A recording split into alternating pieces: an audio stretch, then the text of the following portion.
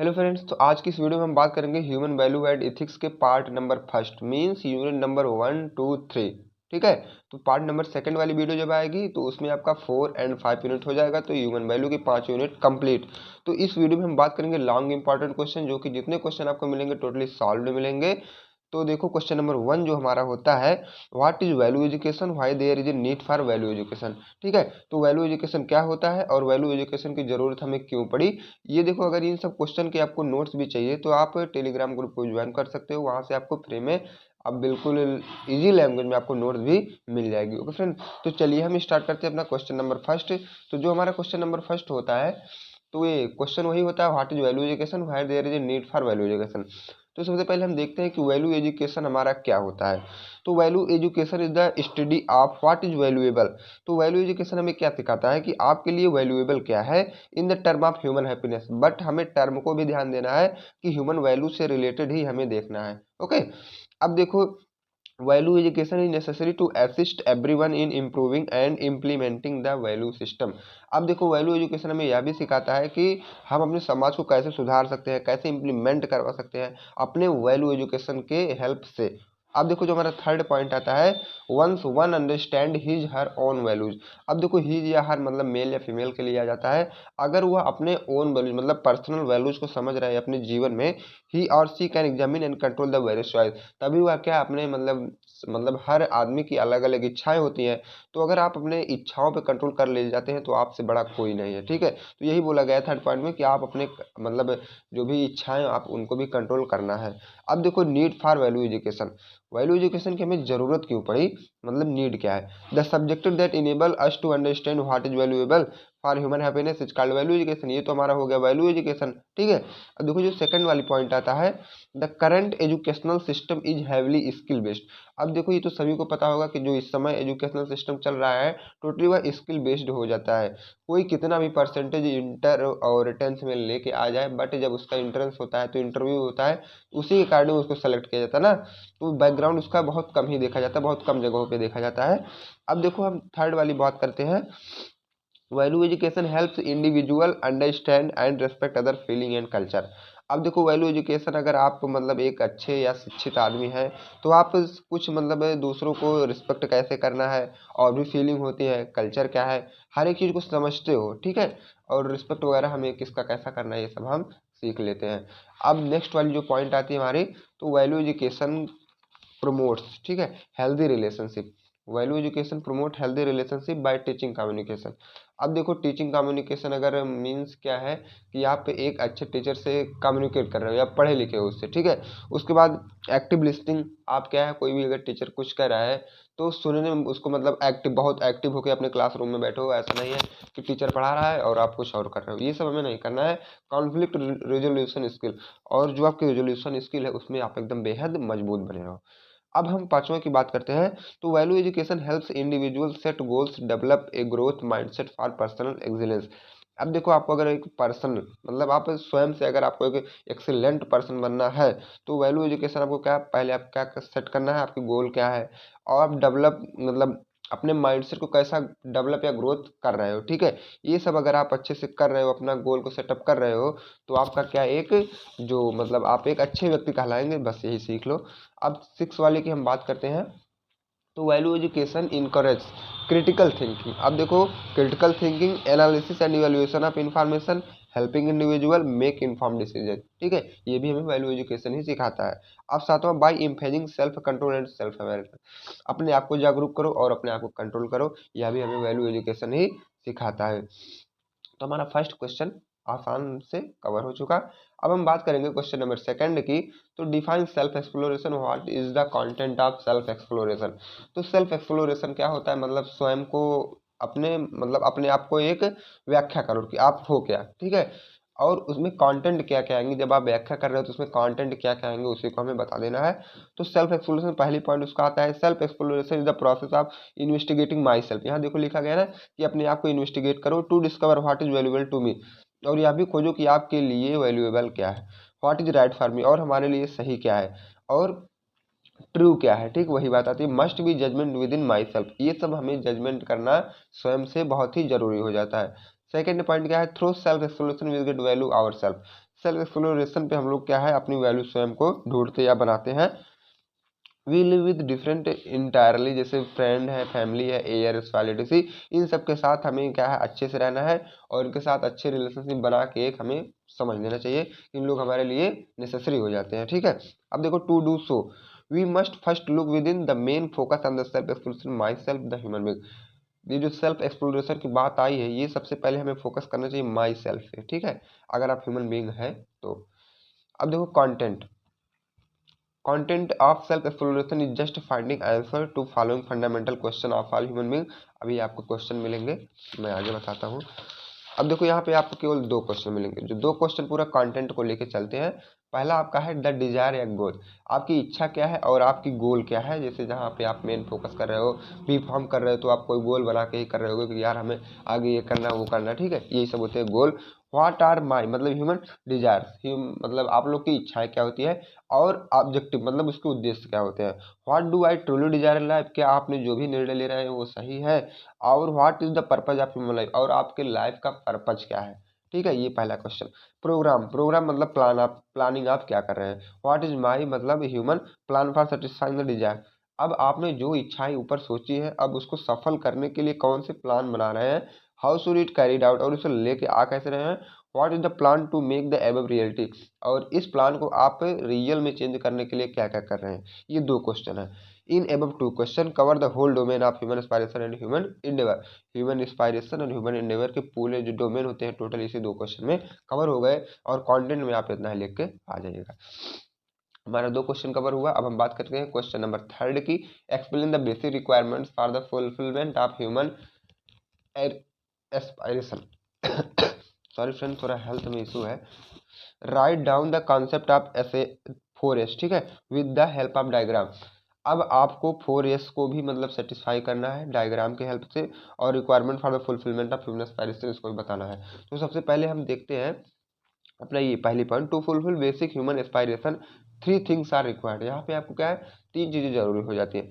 Right understanding आपकी सही होनी चाहिए, राइट रिलेशनशिप मतलब रिलेशनशिप सही होनी चाहिए, और फिजिकल फैसिलिटी आपकी सही होनी चाहिए। अब हम तीनों को बारी बारी से देखते हैं। राइट अंडरस्टैंडिंग आपकी क्या होती है, अच्छी समझ। अच्छी समझ के बारे में तो सभी लोग लिख के आ ही सकते हो।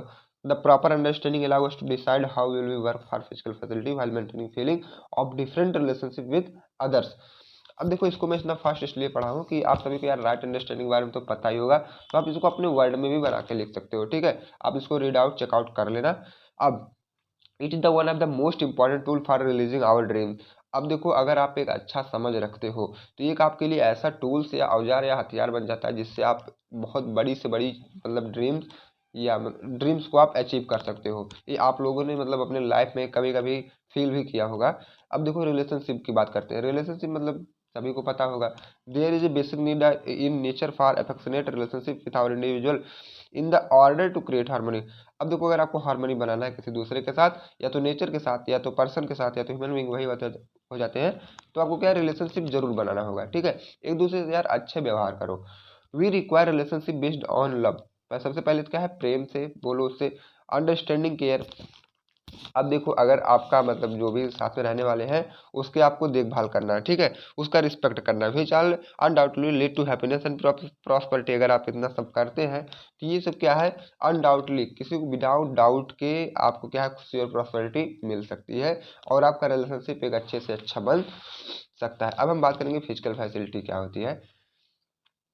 Physical things such as food, clothing, shelter, protection और इसेंशियल फॉर ह्यूमन बीइंग। ये तो देखो फिजिकल फैसिलिटी, जैसे कि खाना आपका, क्लॉथिंग कैसा कपड़ा पहन रहे हैं, आप कहाँ रह रहे हैं, शेल्टर और प्रोटेक्शन। ठीक है, मतलब आप जैसे हवा चल रही है, बारिश हो रही है, आप उससे बच पा रहे हैं अच्छे से कि नहीं, घर हो रहा है कि नहीं, ये सब हो जाता है प्रोटेक्शन में।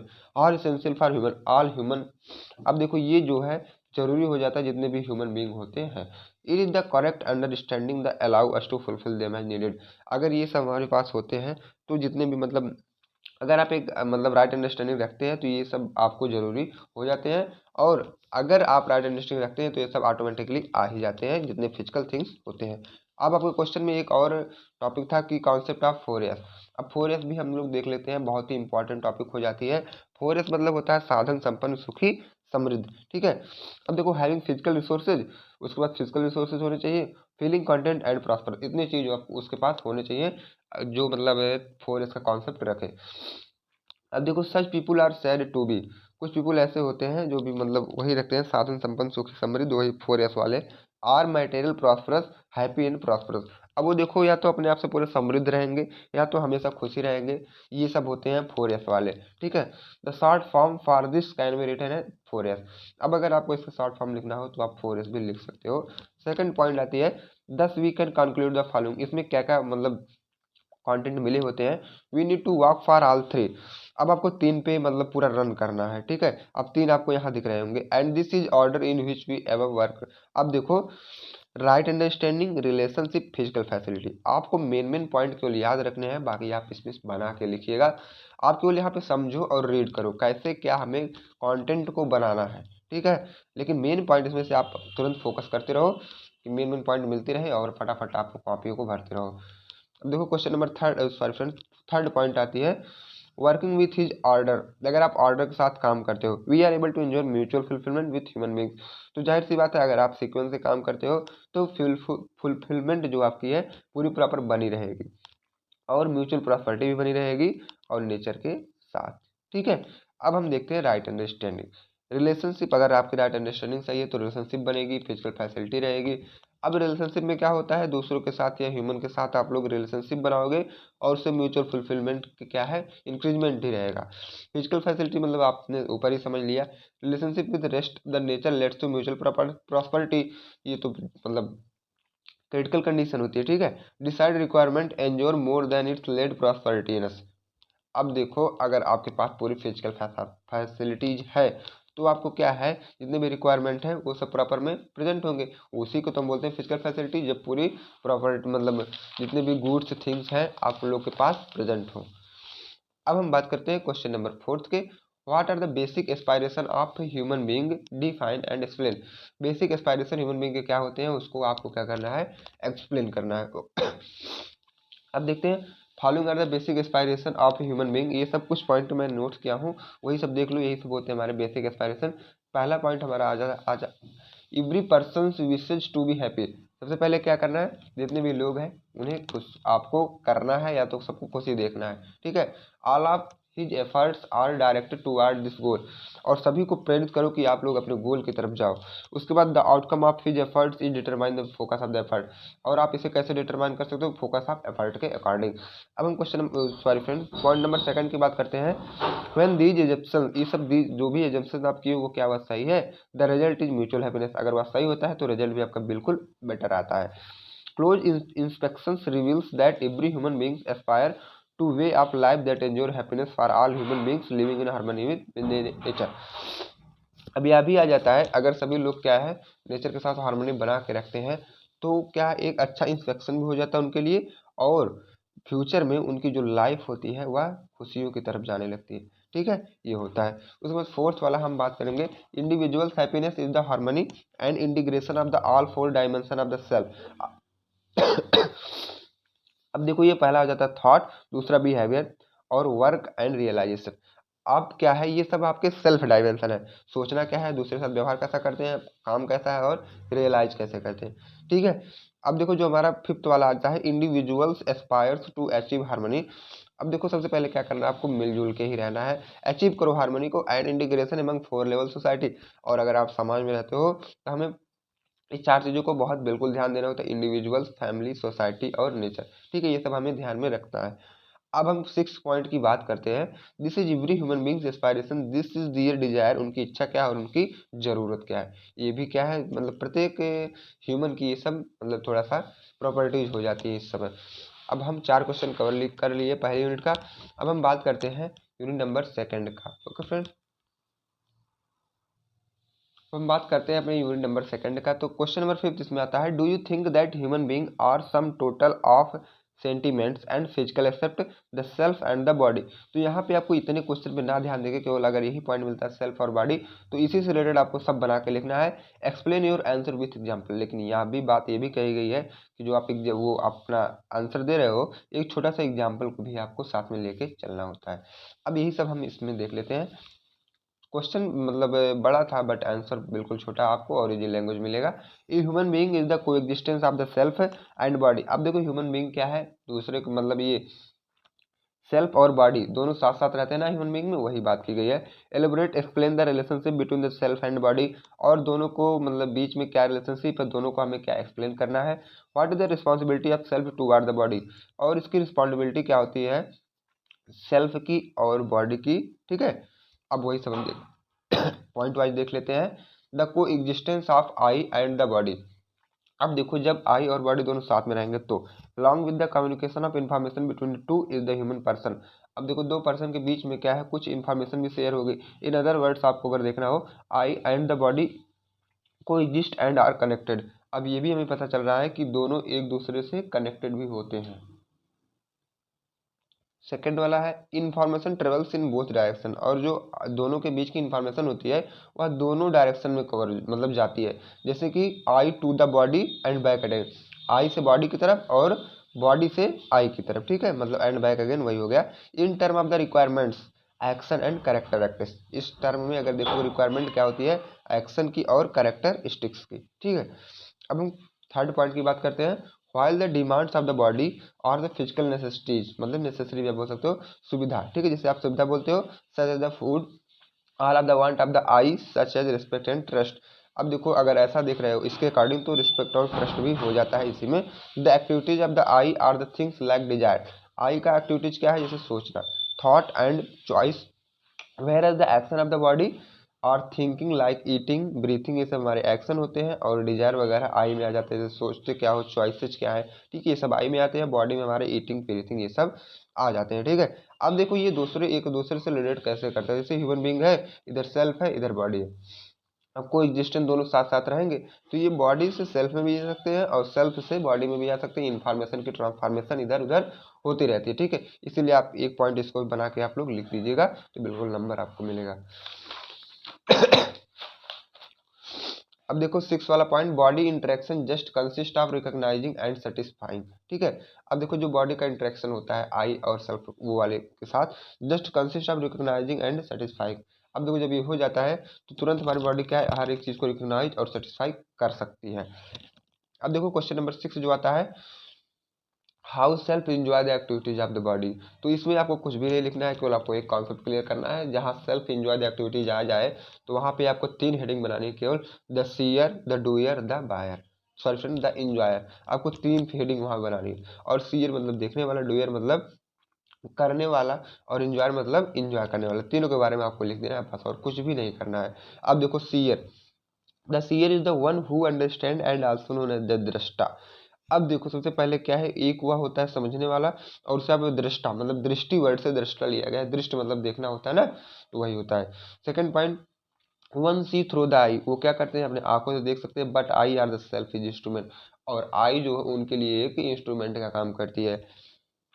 It is the self that instruct the I to see, इसमें क्या करते हैं सभी लोग आई से ही हर एक चीज को देख सकते हैं और उसका इंस्ट्रक्ट भी उसी से करते हैं। The I themselves do not process the comprehended the information the see. अब देखो आई तो केवल देखने का काम करती है, ना कि इन्फॉर्मेशन इधर उधर काम करने, मतलब उसका ये काम नहीं है कि इन्फॉर्मेशन इधर उधर करो, केवल वो देख लेती है बस। अब देखो पांचवा क्या है, it is the self that analyse the information understand it. अब देखो जो भी इंफॉर्मेशन है अगर आपको एनालाइज करना है तो आप स्वयं से करोगे, ना कि आपकी अपने आंखों से करोगे। So one says I side, तो आप इस लैंग्वेज में ये भी कह सकते हो कि मैं इसे देख सकता हूँ, आई साइड, ठीक है। तो ये होते हैं सीयर। सीयर मतलब केवल आपको वही लिखना है, बना बना के लिख देना है कि देखने वाला कौन होता है, और आंखों के बारे में थोड़ा सा लिख देना बस। अब हम बात करेंगे डूयर का। डूयर का फ्रेंड्स वही होता है कि भोक्ता मतलब करने वाला। The doer is the one who does and is also known as the karta. अब देखो कर्ता मतलब वही करने वाला। The self is the one who command the body to perform various task. अब देखो जब सेल्फ मतलब स्वयं से बॉडी को हम लोग कमांड करवाते हैं बहुत से काम करने के लिए, जैसे क्या है, self instruct the body to eat, खाने के लिए, and the body to place food मतलब फूड को अपने माउथ में डालने के लिए, चबाने के लिए, और उसको स्वेल करने के लिए, ठीक है। ये सब हमारे क्या है, डूयर है, मतलब जो हमारी बॉडी ये सब करवाती है। तो फोर्थ वाला हम देखते हैं, the self make the decision, अपने आप से क्या हम लोग कुछ डिसीजन लेते हैं, and body act in accordance with the self wishes, और बॉडी को उसी अकॉर्डिंग हम लोग चलाते हैं। जैसे हमें खाना है, दौड़ना है, चलना है, डिसीजन लिए, फटाफट बॉडी को तुरंत वहाँ पे रन करवा दो, ठीक है। दस द सेल्फ इज द डूयर, तो इसीलिए हम लोग ही डूयर हैं, ठीक है। So one says I do it, तो इसीलिए हम बोल सकते हैं कि मैं कर सकता हूँ, ठीक है। ये सब हमारे डूयर थे। अब देखो इंजॉयर कौन है। The enjoyer is the one who enjoy, पहली बात तो इंजॉयर क्या है, इंजॉय करेंगे। And also known as the bhokta, और आप इसे क्या है, भोक्ता भी बोल सकते हो। When an action is perform, जब आप किसी भी एक्शन को परफॉर्म कर रहे होते हो, सच एज ईटिंग ए डिलीशियस फूड, जैसे कि कोई स्वादिष्ट खाना खा रहे हो। It is one self who enjoy it, तो ये क्या है, आप एक ऐसा मानो कि आप इंजॉय कर रहे हो। The body has simply serve as the total for the putting food into the mouth and chewing. General में देख रहे हो कि बॉडी क्या है, मतलब खाना जो है अपने मुंह में ले रहे हो और उसको च्यू कर रहे हो। One can simply conclude the bling seer doer and enjoyer all interconnected. तो अगर यहाँ देखते हो तो सीयर, डूयर और इंजॉयर हर एक चीज़ आपस में कनेक्ट होते हैं। The enjoyment is done by the self, और जो इंजॉयमेंट होता है वह स्वयं से डन किया जाता है। आई इंजॉय द फूड, अगर आप बहुत लोग होते हैं कि जैसे अच्छे से जब खाना खाते तब भी उनको खुशी होती है, सेज वन, ठीक है, ये भी आप कह सकते हो, ठीक है। अब हम बात करेंगे क्वेश्चन नंबर 7 के। How does the feeling of sanyam ensure health of the body, list to programmes of sanyam, ठीक है।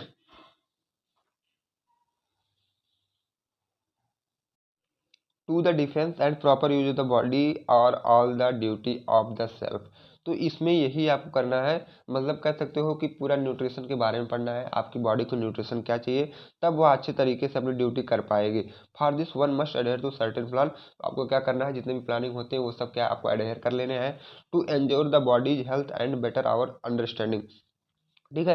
आपके मतलब बॉडी के लिए हेल्थ, और हेल्थ को अच्छे करने के लिए आपको क्या क्या सीख लेनी चाहिए, और इसको कैसे आप ऑर्गेनाइज कर सकते हो अपने स्वयं से। जैसे आप समझो कि आप लेबर हो, लेबर मतलब कि अपने बॉडी के लिए आप यार लेबर हो। जैसे अपने बॉडी को खाना मतलब प्रोवाइड करना है, तो आपको कोई खाना तो दे देगा, लेकिन आप खाओगे अपने हाथ से ही ना, तो आप अपने बॉडी के लिए लेबर बने, ठीक है। अब देखो नर्च्यूरिंग द बॉडी, नर्च्यूरिंग मतलब होता है, कह सकते हो तो न्यूट्रिशन। अब देखो proper food, air and water, ये सब भी जरूरी हो जाते हैं हमारे बॉडी के लिए। In the process of selecting food for the body, ये ऐसी प्रोसेस में जब हम लोग अपने बॉडी के लिए फूड को सेलेक्ट करते हैं, I must identify the component that comprises A complete food that provide body with the necessary nutrient and energy. हम लोग हमेशा यही सोचते हैं कि ऐसा फूड को सिलेक्शन करना होता है कि जिस फूड में पूरा मतलब कह सकते हो तो जितने भी न्यूट्रिशन होते हैं, हर एक चीज़ न्यूट्रिएंट प्रेजेंट रहे, कह सकते हो बैलेंस डाइट रहे, ठीक है। यही हमें खाने को सिलेक्ट करना है ज़्यादा से ज़्यादा। बट आजकल तो फास्ट फूड चल रहा है, कहाँ वो सेलेक्ट हो पाता है। अब हम देखते हैं नेक्स्ट वाला। The food must be chosen in such A way that it is easily digestible, और हमें ऐसा वे फूड को सेलेक्ट करना है जो अच्छे से डाइजेस्ट हो जाए। It must be consume with the proper body posture and it appropriate quantity, और क्या है क्वांटिटी को भी आपको ध्यान देना, ओवरडोजिंग नहीं करनी है, बॉडी पास्चर को भी ध्यान देना है, ये सब मेंटेन करके आपको फूड की सिलेक्टिंग करनी होती है। अब आप अपने बॉडी को प्रोटेक्शन कैसे कर रहे हो, body protection is the second problem. We must ensure proper body interaction with the environment using the clothing we choose for protection. अब ठंडी कस के पड़ रही है और आप एक ही शर्ट में घूम रहे हो, तो आपको ठंडी जाहिर सी बातें लग सकती है। तो क्या है प्रॉपर क्लॉथिंग से भी और इन्वायरमेंट के अप डाउन होने से भी क्या है हमारी बॉडी का अनप्रोटेक्शन हो जाता है, तो इस सबको हमें ध्यान में रखना चाहिए, ठीक है। The body need to expose the air water and sun in the proper amount enjoy the function properly. अब देखो आपकी बॉडी को चाहिए एयर, वाटर और सन, क्या है प्रॉपर अमाउंट में, तब आपकी जो बॉडी की फंक्शन है प्रॉपर हो पाएगा। To enjoy the health of the body we need take care of the following.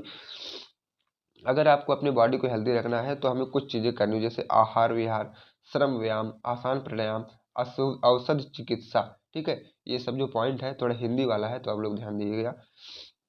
अब देखो थर्ड वाला जो है right utilisation of the body, मतलब अपनी बॉडी का सदुपयोग आप कैसे करते हो। Understanding the goal for with the body is utilise as an instrument is necessary for proper instrumentation. अपनी बॉडी को आप एक इंस्ट्रूमेंट समझो और इंस्ट्रूमेंटेशन की तरह प्रॉपर उसको काम लो उससे, ठीक है। I also need to set up the tools and equipment necessary for proper body usage. अब देखो मान लो आपकी बॉडी एक टूल्स है और उसको एक सेटअप बनाओ, इक्विपमेंट समझो और उससे रोज काम लो, ठीक है।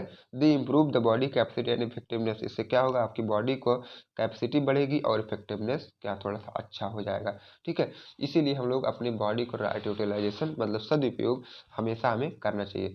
अब हम बात करते हैं यूनिट नंबर थर्ड के। तो यूनिट नंबर थर्ड में जो हमारा क्वेश्चन नंबर 8 आता है, what is the meaning of justice. अब देखो न्याय, न्याय वर्ड से रिलेटेड आपको कंटेंट लिखना है। How does it follow from family to world family. ठीक है। Follow from family to world family, family से आपको वर्ल्ड फैमिली मतलब लॉन्ग लेवल, अपने घर से उठना है और सोसाइटी तक जाना है। ठीक है, घर मतलब फैमिली और वर्ल्ड फैमिली मतलब सोसाइटी वाले फैमिली में आपको जाना है। अब देखो जस्टिस क्या है, जस्टिस मतलब होता है न्याय। अब न्याय के बारे में आप लोग यहाँ पे बना के लिख दीजिएगा, इस आप कंटेंट को रीड आउट कर लो। ठीक है, अब हम यहाँ से एलिमेंट ऑफ जस्टिस से स्टार्ट करते हैं, आप लोग इसको रीड आउट कर लो क्योंकि हेल्थ में थोड़ा इशू है। अब देखो एलिमेंट ऑफ जस्टिस, 4 एलिमेंट होते हैं, रिकॉग्नाइजेशन ऑफ वैल्यूज और फुलफिलमेंट, इवैल्यूएशन, म्यूचुअल हैप्पीनेस। ठीक है, अब क्या करना है आपको, अगर ये चारों सीख जाते हैं तो आपका जस्टिस बिल्कुल अच्छा हो जाएगा। When all four order when all the 4 are ensured, justice are ensured sorry friends, अगर ये 4 जो है इंजोर हो जाते हैं तो आप जस्टिस भी इंजोर हो जाता है। अब देख लो ये 4 क्या होते हैं, कैसे होते हैं, इनके पीछे की पूरी कहानी क्या है। Justice is defined by mutual fulfilment, justice हम लोग कैसे डिफाइन कर सकते हैं, म्यूचुअल फुलफिलमेंट के according. And justice is essential in all relationship, अब ये जस्टिस जो होता है हर एक रिलेशनशिप में क्या ये इसेंशियल हो जाता है। Justice begin with the family, ये स्टार्ट होता है फैमिली से, and gradually spread to the global family, और ये स्प्रेड हो जाता है ग्लोबल फैमिली तक। In the family the child develop an understanding of justice.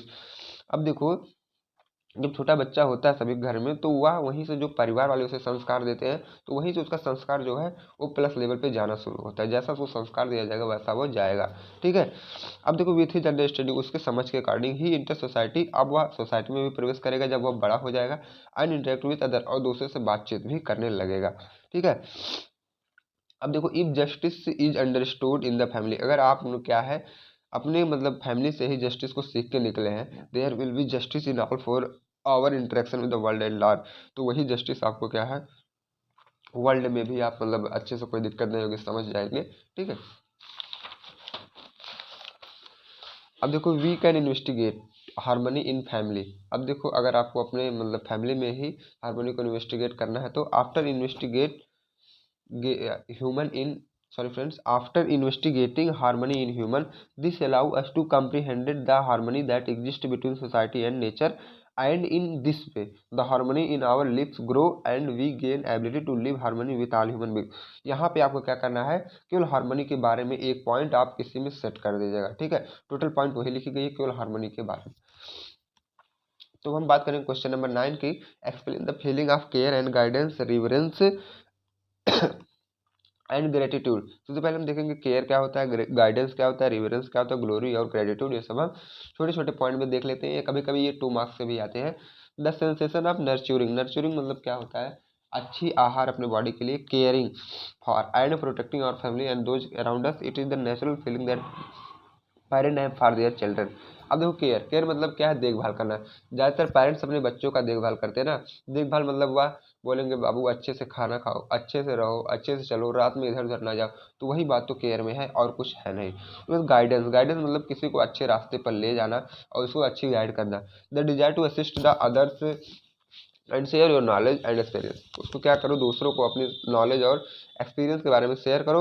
It is a feeling express by the family elder of often by teachers toward their student, या तो ये जो है अपने जो घर में बड़े आदमी हैं आप उनसे सीख सकते हो या तो टीचर से भी सीख सकते हो।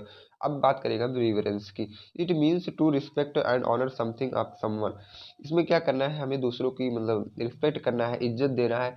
It is sense of honour and respect for someone who has achieved success in life. अब देखो अगर आप एक अच्छे आदमी हो तो कहीं ना कहीं उससे आपको कुछ ना कुछ जरूर फायदा मिलेगा आपके लाइफ के अकॉर्डिंग। अब देखो ग्लोरी क्या होती है, people who have been able to live exemplary lives in rewarded when someone works hard to achieve excellence and success. Glory मतलब होता है मतलब आप किसी भी काम के लिए दृढ़ निश्चयी हो जाओ कि हम ये करेंगे तो आपको हार्ड वर्क करने की ज़रूरत हो जाती है। अगर आप हार्ड वर्क करते हैं तो अपनी गोल को क्या है आप आसानी से अचीव कर सकते हैं। अब बात करते हैं हम ग्रेटिट्यूड की। ठीक है, it is a sense of gratitude and honour for those who have made significant contribution to our lives. अब देखो ग्रेटिट्यूड मतलब क्या होता है, it is sense of gratitude, ये पहली बात तो ग्रेटिट्यूड का एक सेंस होता है। Honour for these are were made significant contribution to our lives, आपको वहाँ भी क्या है एक इज्जत मान सम्मान प्रेम से ही रहना है दूसरों के साथ, जैसा कि मतलब जिसके साथ आप रहते हो। मतलब क्या है, it is sense of affection, क्या है पहले अफेक्शन का एक सेंस होता है and relatedness to people around us, या तो आप देखो प्रेम क्या होता है, प्रेम आपको सभी से तो हो सकता है, जैसे कि आपके मतलब पेरेंट्स से भी और भी किसी से, ठीक है। तो ये सब लव के बारे में आप वही सब लिख के चलिएगा। अब देखो क्वेश्चन नंबर जो 10 होता है, what are the dimension of trust. Dimension बताना है ट्रस्ट का और उसे आपको एक्सप्लेन भी करना है। तो छोटा क्वेश्चन में छोटा आंसर भी है। तो ट्रस्ट क्या होता है? The fundamental value in all relationship is trust. विश्वास, ट्रस्ट मतलब होता है एक दूसरे के ऊपर विश्वास करना। और आप विश्वास कैसे करते हो आगे मैं बता रहा हूँ। Being assured that each human being is inherently wants one self and the other be happy and prosperous, what is trust intent. अब देखो विश्वसनीय पर्सन मतलब भरोसेमंद आदमी कौन होता है? आप उसके ऊपर हर एक तरीके से विश्वास करो, वही तो होता है। और अगर आप एक दूसरे के ऊपर विश्वास करते हो तो वह दोनों की जो रिलेशनशिप है वो हैप्पी रहेगी, प्रॉस्परस रहेगी, ठीक है, और कुछ ट्रस्टेड भी रहेगी। Mutual trust is the shared belief that we can rely on one another to achieve a common goal. People expect to be able to rely in on our world when they are trust. अब देखो एक दूसरे उसके साथ ऐसा व्यवहार करेगा, ऐसा वर्ड बोलेगा जिससे वह क्या है, जो उसका कॉमन गोल है सबसे पहले तो वह अचीव कर सके। और दूसरी बात ऐसा वर्ड जो बोलेगा क्या है उससे मतलब रियली में क्या करेगा, वो विश्वास करेगा, ठीक है। ऐसा नहीं कि यार आज सुने और कल निकाल दे, ऐसा कोई विश्वसनीय पर्सन तो होता नहीं। ऐसा हमें दूसरे के साथ रिलेशनशिप करना है कि हमारी बातों को सुन सके, विश्वास करे, ठीक है। अब देखो हम जो थर्ड वाला है, there are two except in trust, और दो ठो एक्सेप्ट होते हैं जैसे इंटेंशन और कॉम्पिटेंस। इंटेंशन मतलब होता है wanting to our natural acceptance, और being able to do competence में हो जाता है। अब देखो अगर आपको to develop we need to develop trust we need to. अब सबसे पहले अगर आपको ट्रस्ट को डेवलप करना है तो आपको क्या क्या जरूर मतलब be consistent in our action. पहली बात तो आप एक्शन क्या लेते हो, consistency in action will help to dispel any suspension, ठीक है। ये हो गए। अब हम बात करेंगे सेकंड की faith in competencies. We should not doubt the capabilities of the people we trust. कोई भी मतलब डाउट नहीं करना, अगर आप दूसरे के ऊपर भरोसा कर रहे हो तो यार मतलब अनडाउटेबल रहो, ठीक है, डाउट ना रखो, क्योंकि अच्छा रिलेशनशिप हुआ तभी तो आप भरोसा कर रहे हो उसके ऊपर। अब देखते हैं डू नॉट कीप सीक्रेट, और आप दोनों के बीच में कोई रहस्यमयी बात नहीं होनी चाहिए। अगर आप दूसरे के ऊपर भरोसा कर रहे हो तो हर एक बात सेकंड वाले मतलब थर्ड पर्सन को बता दो। In any relationship secret erode trust. When we hidden information people make assumption about our action. जो भी मतलब आप गुप्त जानकारी रखे हो सबको बताओ, जो भी आपके साथ मतलब रिलेशनशिप में है, इसके ऊपर भरोसा कर रहे हो, कहीं ना कहीं वह उससे आपको मतलब फ़ायदा हो सके। Do not pretend when we are true our self. अगर आप अपने से सही हो, it is easier for those around to believe and interact with us. तो आपको उससे मतलब समझाओ, हाँ ये बात जो सही है, और उससे क्या कुछ आपको इंटरेक्ट करना है। If we are true to our self, अगर आप अपने आप से भी सही हो, all of our relationship will be strong. तो आपके साथ जितने भी लोग रहने वाले हैं मतलब रिलेशनशिप, वह भी स्ट्रांग होती चली जाएगी। Okay friends. अब देखो क्वेश्चन नंबर 11 जो कि मोस्ट पॉपुलर क्वेश्चन बार बार पूछा गया, what is universal human order, how how it can be realised. ठीक है, यूनिवर्सल ह्यूमन ऑर्डर क्या होते हैं, आप इसे रियलाइज कैसे कर सकते हो। तो पहले पॉइंट इसमें यूनिवर्सल ह्यूमन ऑर्डर में हमारी आती है। द यूनिवर्सल ह्यूमन ऑर्डर, देखो यहाँ पे मैं पॉइंट वाइज क्यों लिखा हूँ, क्योंकि आप भी अपने एग्जाम में पॉइंट वाइज लिखो, अच्छे से अच्छा नंबर गेन कर सको, ठीक है। The universal human order is defined as a living in harmony with oneself from the individual level. अब देखो सबसे पहले क्या करना है, आपको हार्मनी बना के रखना है अपने अपने साथ भी और दूसरों के साथ भी और नेचर के साथ भी, ठीक है। ये होते हैं लेवल टू लेवल। अब देखो उसके बाद हम लोग सेकंड पॉइंट की बात करते हैं। Only right understanding can bring about universal human order. अगर आप एक अच्छी अंडरस्टैंडिंग रखते हैं तभी आप क्या है एक अच्छा यूनिवर्सल ह्यूमन ऑर्डर अचीव या गेन कर सकते हैं। Except for the human being the entire existence and all orders create harmony. तो कहने का सेंस यही होता है कि आपको हार्मनी को क्रिएट करना है। तो जब आप अच्छी समझ रखेंगे मतलब अच्छी अंडरस्टैंडिंग रखेंगे, यूनिवर्सल ह्यूमन ऑर्डर आपका अच्छा रहेगा, तभी आप एक अच्छी हार्मनी को क्रिएट कर सकते हैं। ओके, अब हम इसी में नेक्स्ट पॉइंट देखते हैं। The universal order reveal the all except of human behaviour, education, health, fragmented society. The transition from family to world family is refer to as undivided society. तो इसके पहले हम लोग सीख लिए हैं कि अनडिवाइडेड सोसाइटी क्या होती है, तो वर्ड वही आता है यहाँ पे भी। और देखो आपको एक दूसरे मतलब ह्यूमन के साथ बिहेवियर भी अच्छा बनाना है, तभी आपकी जो ये हार्मनी है मेंटेन हो सकती है। और आपको मतलब एजुकेशन भी लेना है, और हेल्थ से रिलेटेड जो भी आपके मतलब जैसे सोसाइटी, ये देखो सोसाइटी और हेल्थ दो वर्ड लिखा गया है।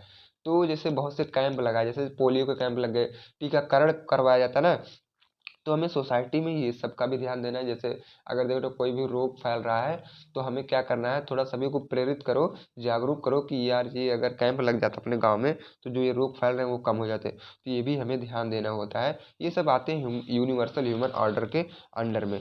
अब देखो हम देख लेते हैं इसका फ्लो चार्ट एक तो। देखो फैमिली है तो फैमिली क्लस्टर बनेगा, उसके बाद क्या बनेगा आपका विलेज बनेगा, ठीक है, उसके बाद विलेज क्लस्टर बनेगा, उसके बाद वर्ल्ड फैमिली यहाँ से फॉर्मेशन हो जाता है, ठीक है। सबसे पहले छोटा, फिर उससे बड़ा, फिर उससे बड़ा, फिर उससे बड़ा, फिर सबसे बड़ा, ठीक। अब देखो थर्ड की क्या है, it is possible with the proper understanding. अब देखो ये कब पॉसिबल है, जब आप एक अच्छी समझ रखेंगे, मतलब प्रॉपर अंडरस्टैंडिंग रखेंगे। Work in universal order is required, ठीक है, तभी क्या है यूनिवर्सल ऑर्डर का मतलब जो वर्क है वो रिक्वायर्ड होगा। It is only right understanding that provide us to fundamental for a humanistic constitution which is required to provide clear guidelines, ठीक है, and policies framework to conduct to the development of an undivided human society.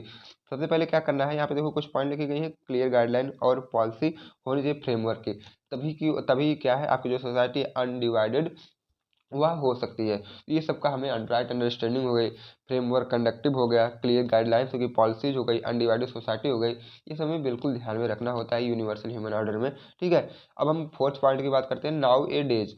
अब देखो इस समय क्या हो रहा है, human society is divided into many caste. जो ह्यूमन सोसाइटी है वो बहुत से जाति धर्म में डिवाइड हो जा रही है, जैसे रिलीजन के अकॉर्डिंग, नेशनलिटी के according, is with it own set of the goals and effort. और सभी लोग अपना अपना गोल और एफर्ट को सेट करते चल रहे हैं, ठीक है। Therefore, we must carry out our responsibilities in a proper manner to preserve an unbroken community। अब हमारी रिस्पॉन्सिबिलिटी क्या होती है, सभी को समझाओ और ये जो ब्रोक हो रही है कम्युनिटी उसको अनब्रोकन में कन्वर्ट करो कि यार सभी लोग जाति धर्म के मतलब बेसिस पे ना चलो, और सभी लोग मानो कि सभी लोग एक हैं, हिंदू मुस्लिम सिख ईसाई सभी लोग क्या है, एक हैं, ठीक है। तो हमारी unit number 1 2 3 question with solution के साथ कंप्लीट हुई। अब हम नेक्स्ट वाले पार्ट में देखेंगे unit number 4th and 5th, ठीक फ्रेंड। तो अगर आप वीडियो पे नए हैं तो चैनल को सब्सक्राइब कर लो और अपने फ्रेंड्स को भी शेयर कर लो, ताकि वह भी उसका फ़ायदा ले सके। और आपके एग्ज़ाम के लिए बेस्ट ऑफ लक, आपका एग्ज़ाम बिल्कुल अच्छा ही जाएगा। मिलते हैं नेक्स्ट पार्ट में unit number 4th and 5th में। Okay friends.